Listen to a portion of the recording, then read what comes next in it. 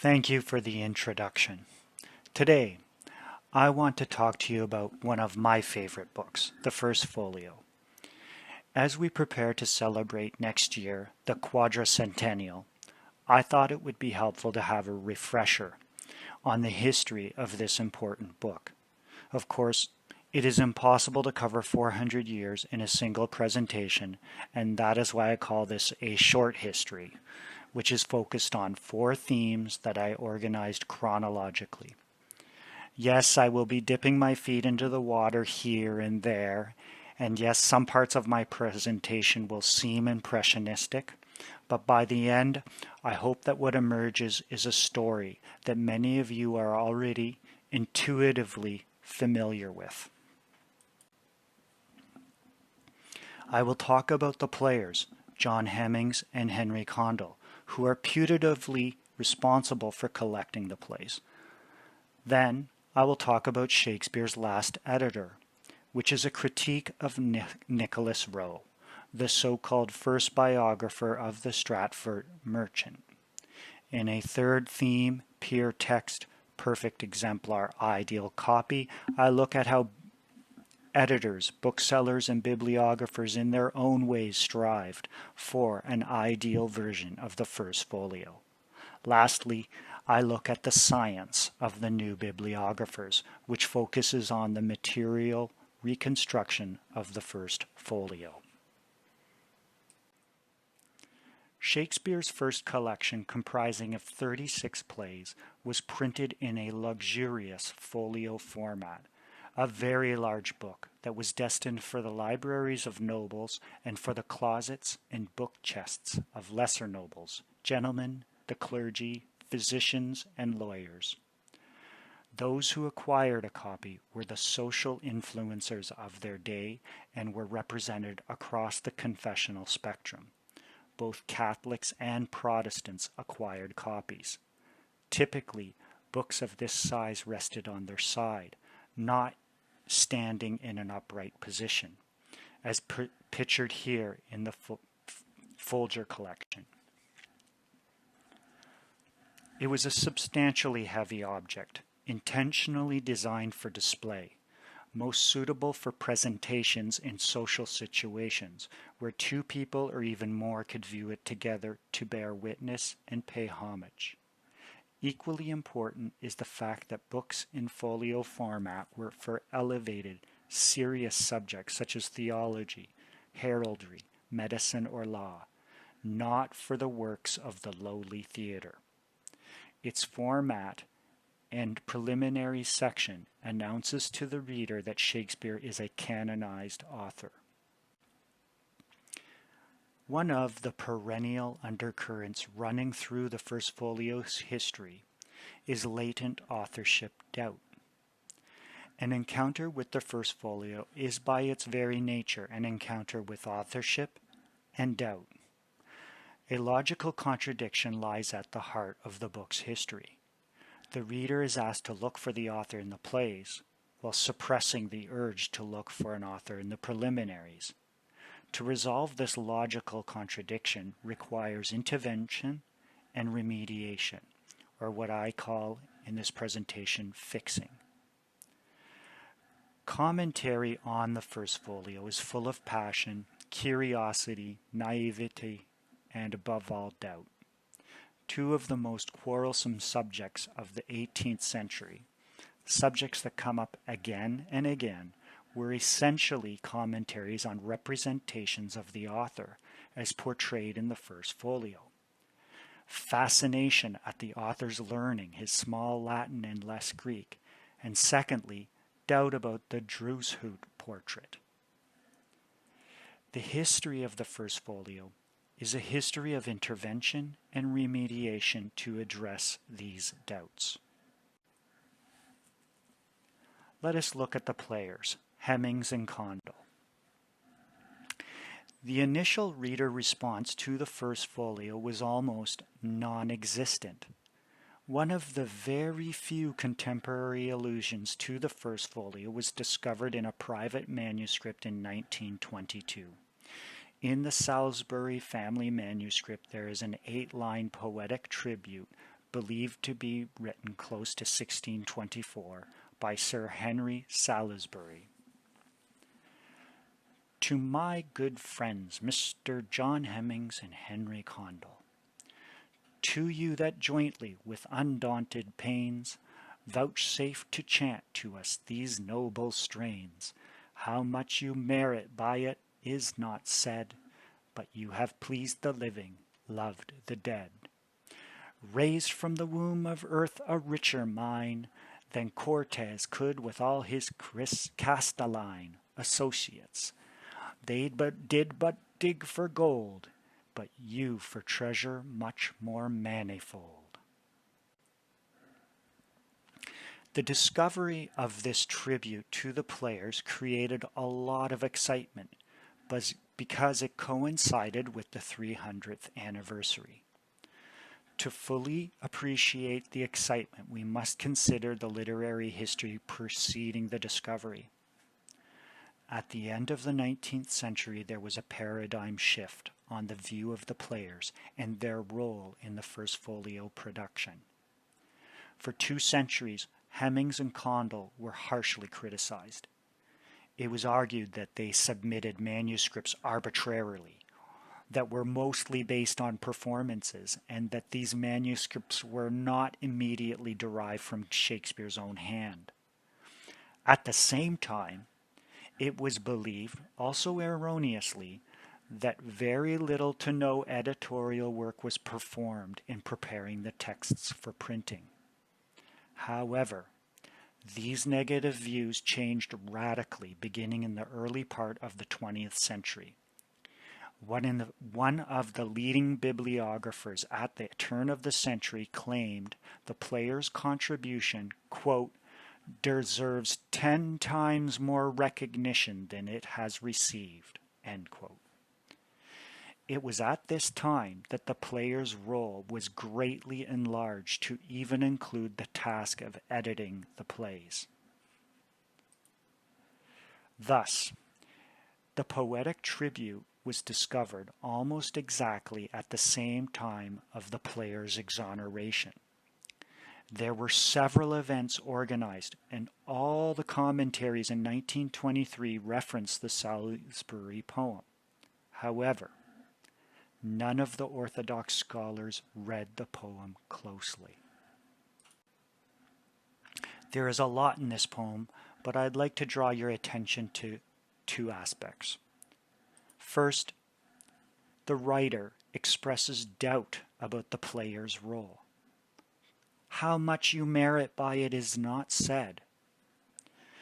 It is bizarre that the writer would praise an achievement and then question it. We must keep in mind that poetic tributes are an attestation. The writer's uncertainty here, though, is even more conspicuous if we juxtapose it with the First Folio's pleading testimony that the players acted at the height of their care, without self-interest. Also, the writer of this poetic tribute situates the First Folio in a foreign policy context of competing empires, England's rivalry with Spain, which is a stunning contemporary reference to the book's long neglected political historical origins.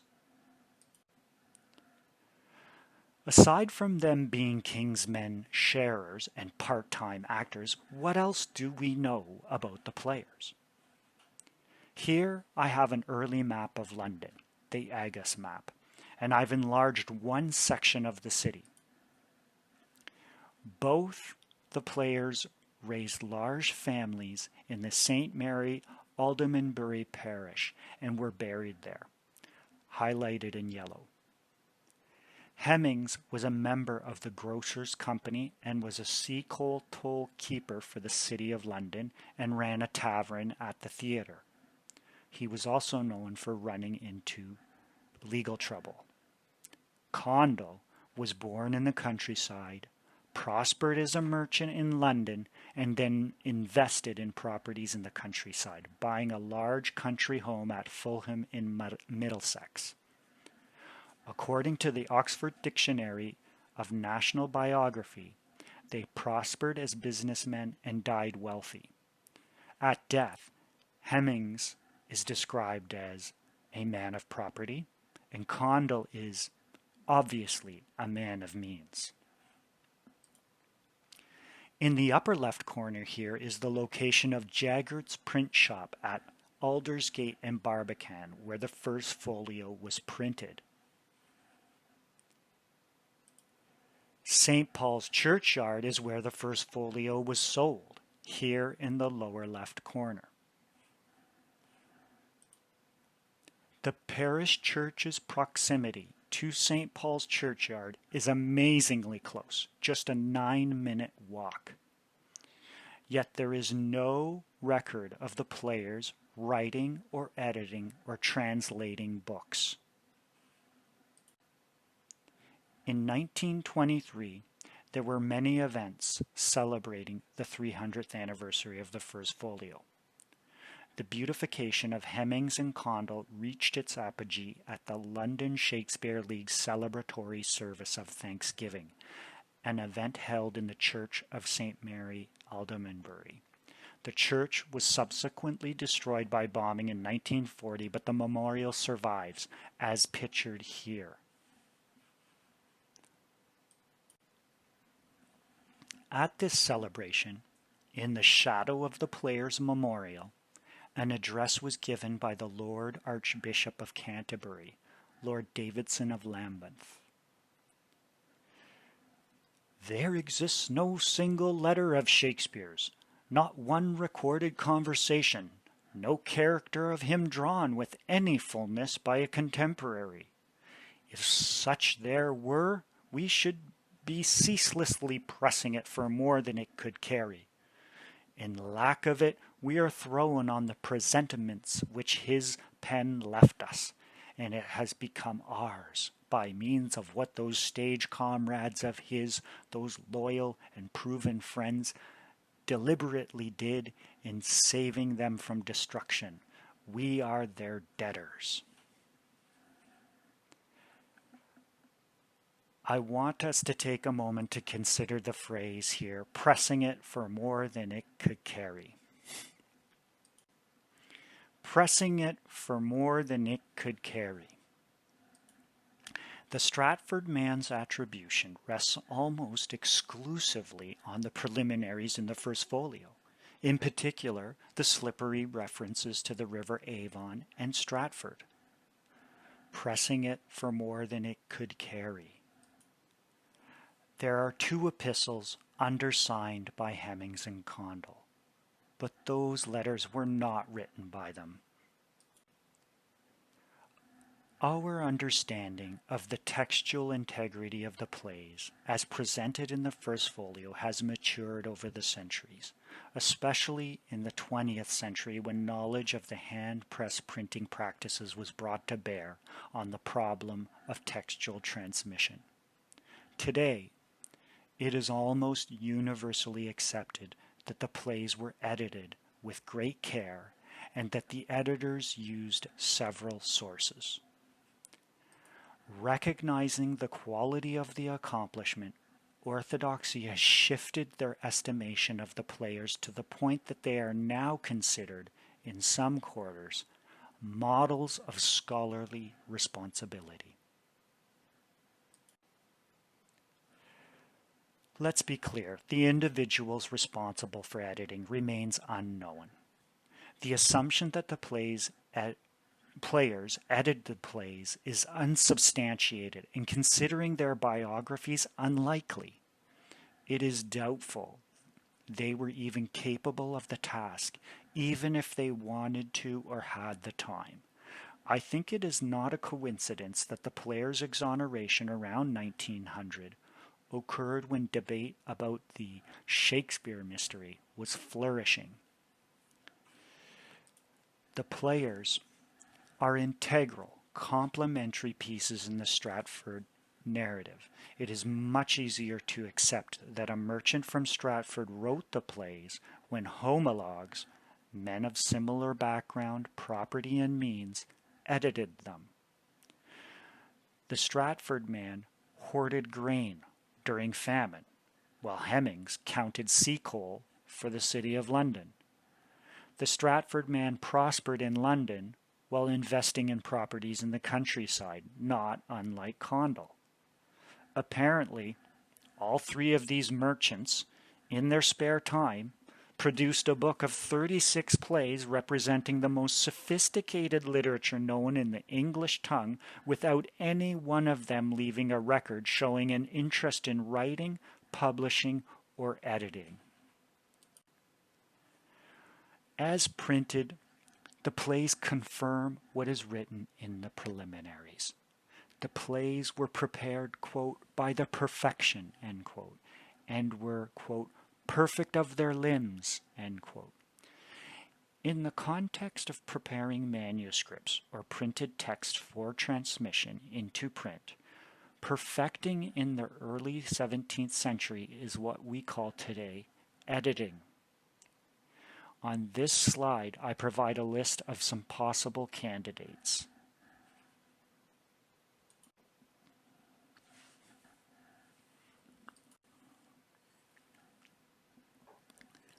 1632 to 1765 was the Dark Age for the First Folio.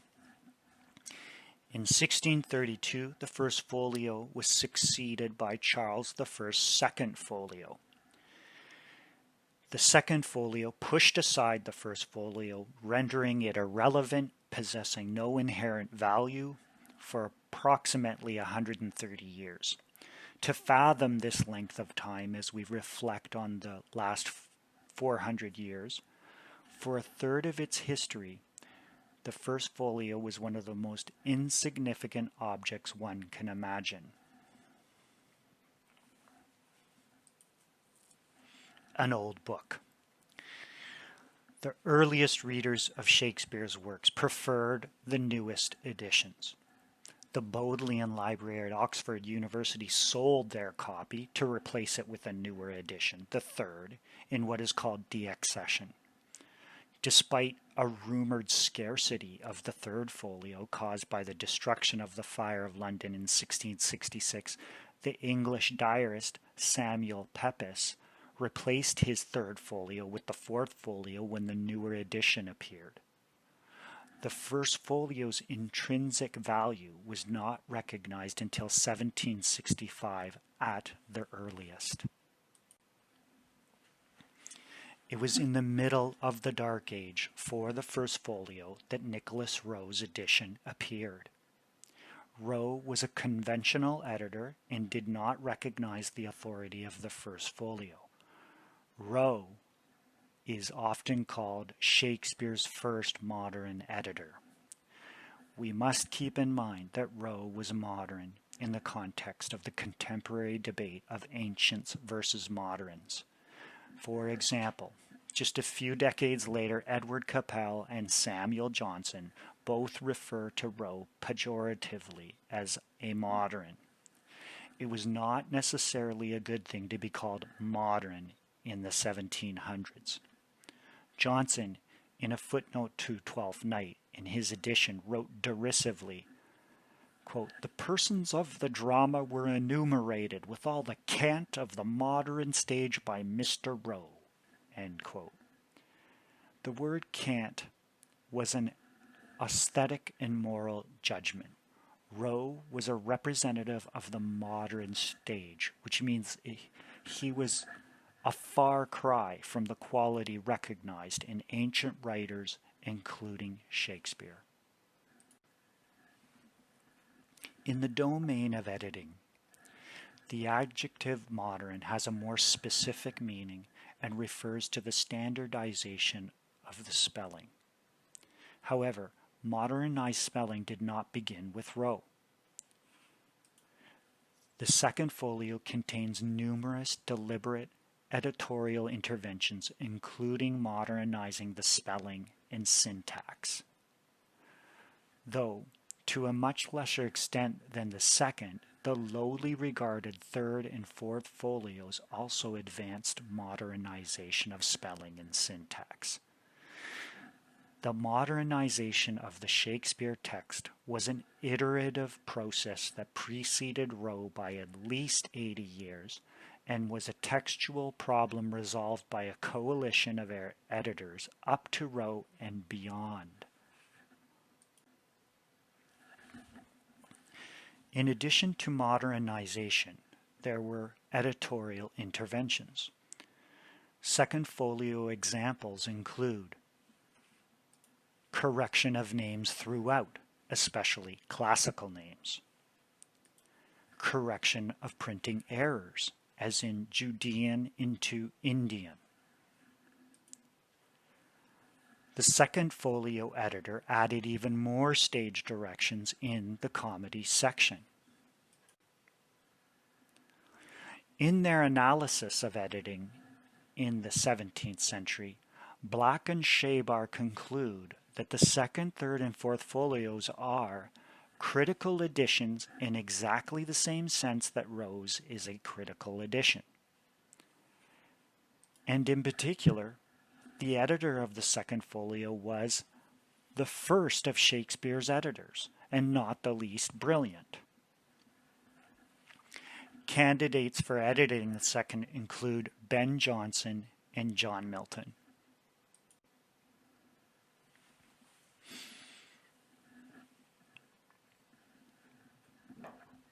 Well, while varying degrees of editing took place between folios, there was still the very consequential problem of error by accretion. In the 17th and early 18th century, reprinting from preceding versions was the common practice. Rowe's edition is based on a reprint of a reprint of a reprint. This means that printing and editorial corruptions were added, sometimes without check, from one edition to the next. No modern editor today would use the fourth folio as a base text because it is 4 times removed from the print copy that the first folio compositors had before them to set type. The reprinting charade lasted a little longer after Rowe, but the ugly truth is few other Shakespeare editors have been farther away from the hand of Shakespeare. If we were to adjudge Rowe's true position in terms of textual authority, he deserves the title of Shakespeare's last editor. What Rowe is especially praised for are his theatrical interpolations, which orthodoxy often refer to as groundbreaking. With this praise, it is argued that Rowe was the first to make Shakespeare appear more theatrical, an assertion that is grossly false. The First Folio's editorial program was similar to Rowe's. The First Folio promoted a theatrical playwright rather than a poet-dramatist. For example, none of Shakespeare's poetry appears in the First Folio.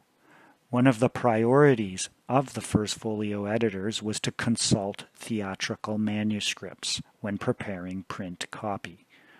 The prompt books helped them present a theatrical Shakespeare. The First Folio editors devoted resources and time to incorporating stage directions into Jaggard's print copy. The editorial protocol of presenting a theatrical Shakespeare was conceived by the First Folio publishing agents. Rowe was simply following a direction already initiated in the First Folio.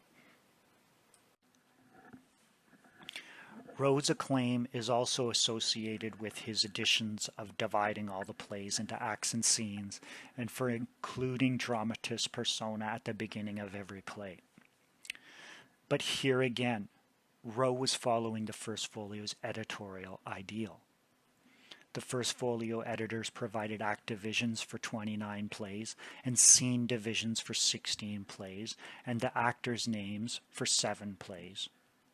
Unfortunately, we do not know why the First Folio editors did not complete the task of dividing all the plays, but it is believed that at the start they had intended on dividing all of them, but for lack of time or focus, the task was left incomplete. Now, I'm not saying Rowe's achievement was insignificant. He brought uniformity in the expansions, insertions, and alterations of stage directions, in the divisions of acts and scenes, and in the dramatist's persona. Rowe contributed to clarifying the text and succeeded in completing a monumental task that had begun in the years prior to 1623, fulfilling a vision first established by the First Folio editors.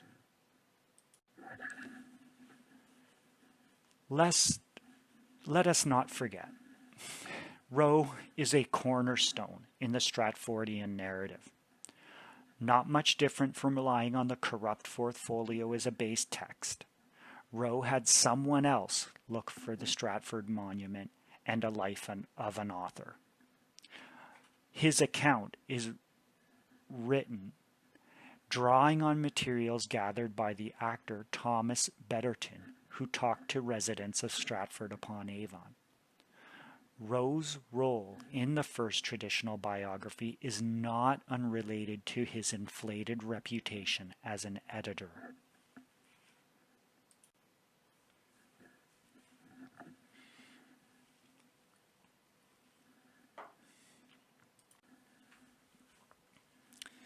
It was not until the late 18th century when attitudes changed positively in the First Folio's favor. Samuel Johnson, Edward Capel, George Stevens, and Edmund Malone were among the first cohort of editors to recognize the authority of the First Folio, and they were the first to edit and print from what they called the most ancient versions, what would become the standard editorial practice. They consulted modern editions, folio editions, and as many quartos as could be found, with the oldest texts having the most authority. While quartos are an important pillar of editorial policy for at least 18 of Shakespeare's plays, the First Folio remains, to quote Malone, the only authentic edition. One problem that editors struggle with is that the First Folio is simultaneously a locus of authority and corruption. With the goal of recreating a pure text, editors have attempted to cure the First Folio of impurities by consulting earlier quarto versions, producing what are known as conflated texts. Conflation is the combining of early quarto and First Folio versions of the same play. For the previously unpublished 18 plays, Shakespeare editors must make do with the First Folio texts only. Now, in terms of the authorship question, a mostly agnostic spirit guided Shakespeare editors. This early scholarship deserves much praise in recovering the Shakespeare text. We are all in their debt and reap the rewards of a Shakespeare text mostly free of faults and confusions. A second corresponding concept to a pure text is a perfect physical copy or perfect exemplar. With its authority established, enthusiasm for the First Folio book was also stimulated by the Shakespeare Jubilee held in Stratford-upon-Avon in 1769. Predictably, finding a copy became more difficult and owning one more expensive. So-called perfect exemplars were then advertised as undoctored, untouched, unadulterated, unwashed, uncut in original, genuine 17th century binding. While buyers coveted authenticity, the book fell far short of expectations. No sooner would owners and booksellers acquire an unmolested copy, they would set about fixing its defects in what is known as refurbishment. Holders of a First Folio sought to cure it of blemishes, making modern renovations, which meant replacing old binding with a new one. One of the goals of rebinding was to recreate a copy that looked both ancient and modern. However, rebinding erased historical evidence and a copy's provenance. The earliest reader's annotations and marginalia, which would have been an important source of information for scholars, were also erased. Refurbishers would wash the paper, cut end papers, resize, trim, replace sheets with imported equivalents, sew in facsimiles, and affix inlaid leaves. Some copies also affixed the Stratford man's coat of arms, foreshadowing an argument raised by post-Stratfordians who ask why the coat of arms was not there in the first place.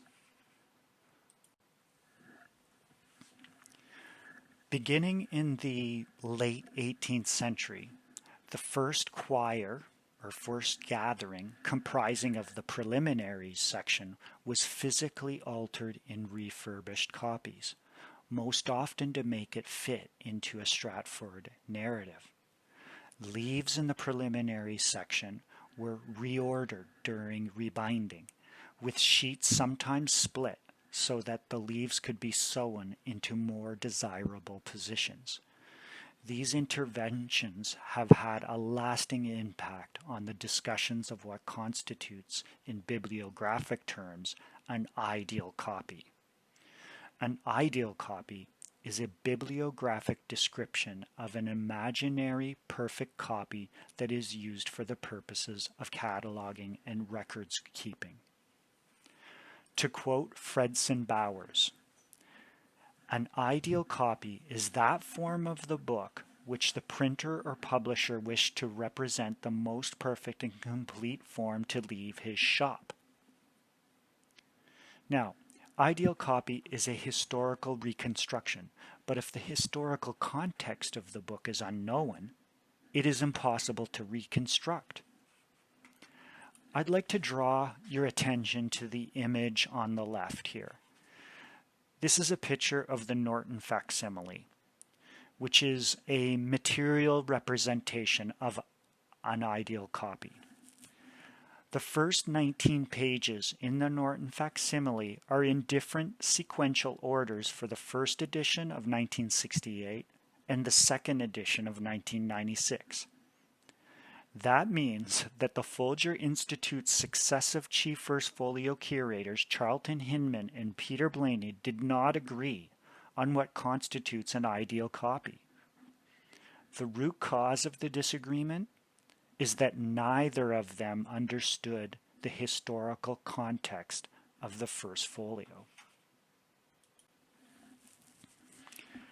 The reality is that the editor's peer text, a bookseller's perfect exemplar, and a bibliographer's ideal copy remain in a fluid state. These constructs do not exist. However, these constructs are used by orthodoxy to fix the gaps in the First Folio, to make the Stratford man appear more author-like and more historically present. This process of fixing now pervades Shakespeare cataloging, where a collation statement that looks like a scientific formula and the very definition of fixity is in fact a construct reflecting the original fantasy. The scale of the fixing even threatens to pervert the digitization of Shakespeare's artifacts, including images of the First Folio itself. Within this cycle of continuous fixing, the Stratfordian narrative is codified and sustained in an echo chamber.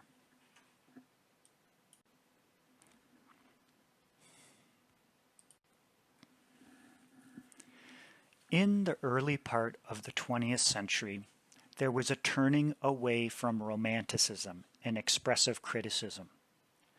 Judgments on taste were replaced by formalism, which coincided with the arrival of new bibliography and the rise of descriptive and analytical approaches.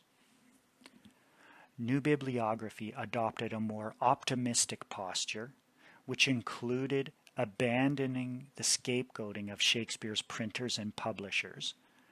They examined the earliest quartos in the First Folio to better learn how the First Folio was manufactured and sold. A leading bibliographer described the field coldly as, quote, science of the material transmission of literary documents, end quote.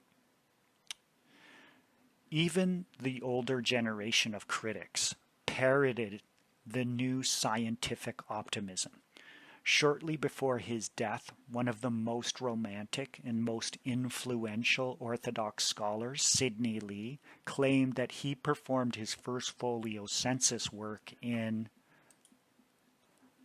hard, unromantic fact, that he was better fitted for statistics than aesthetics.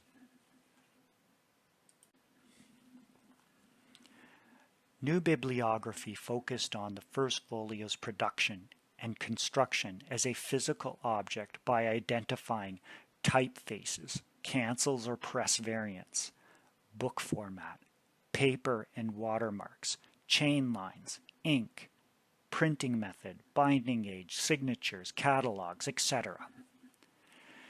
In his pioneering work, Shakespeare Folios and Quartos, Alfred W. Pollard analyzed 27 watermarks on the Pavie quartos, arguing that his approach was not unlike the study of fossils that supported Darwin's theory of evolution.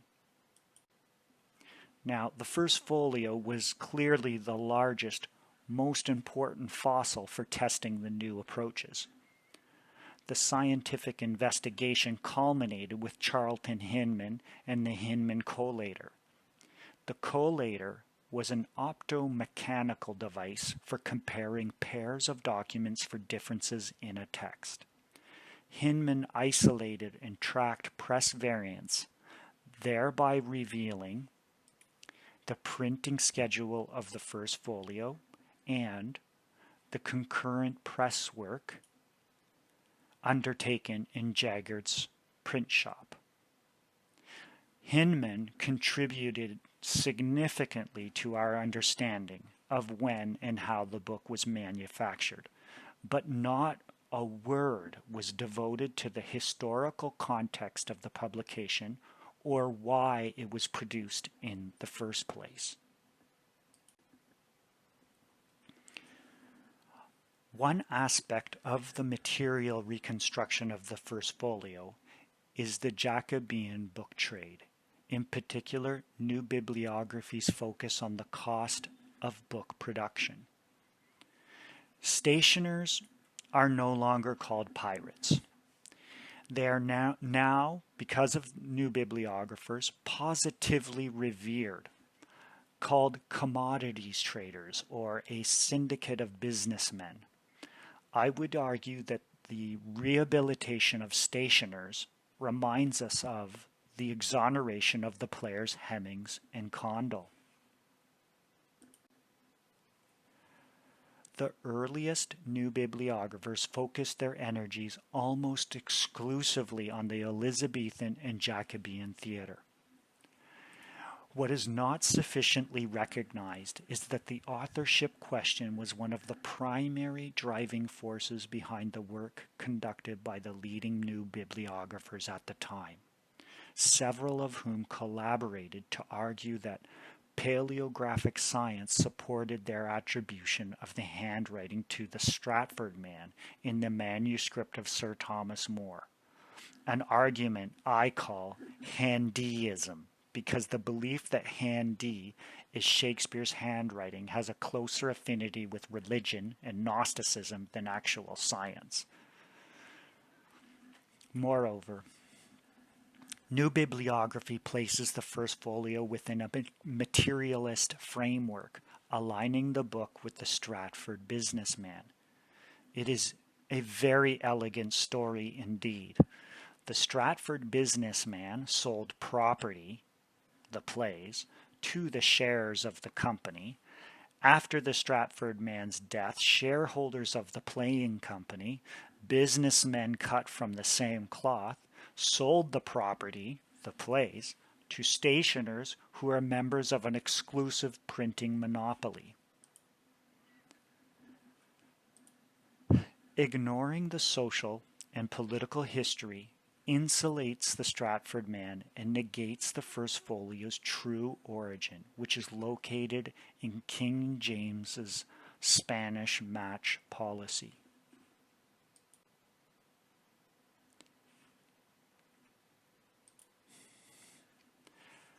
And that is my short history of fixing. Thank you for listening to me today. To recap, I have presented a short history of the interventions and remediations into the First Folio that I call fixing. We've talked about Heminges and Condell and how they are homologues for the Stratford businessman and how they are similarly unqualified for editing the book as the Stratford man is for writing the plays that appear in it. Secondly, I interrogated Nicholas Rowe's traditional title of Shakespeare's first modern editor. I think his exaggerated reputation as editor is in the context of his role as the first traditional biographer. Thirdly, in pure text, perfect exemplar, ideal copy, I talked about how these constructs are tools used to codify and sustain a Stratfordian echo chamber. Lastly, in material reconstruction, I discussed new bibliography as a science that focuses on cultural materialism and ignores the social and political history of the First Folio. Thank you.